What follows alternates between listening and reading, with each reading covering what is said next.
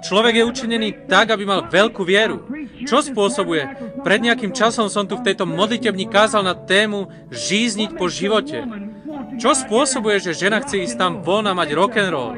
Čo spôsobuje, že chlapec, mladé dospievajúce dieťa to chce robiť? A nie len to, ale detko a babka. Kvôli čomu to robia? Čo spôsobuje, že idú tam von? Prečo sa ľudia chcú správať tak, ako sa správajú? Je to tak, lebo boli utvorení, aby po niečom túžili. Boli učinení, aby túžili, ale aby túžili po Bohu. A oni sa snažia upokojiť túto svätú túžbu tým, že si nechajú od diabla naservírovať hromadu toho, čo on nazýva príjemnosti. Nikdy to neuspokojíš, až kým Boh nevstúpi dovnútra a prevezme nad tebou kontrolu.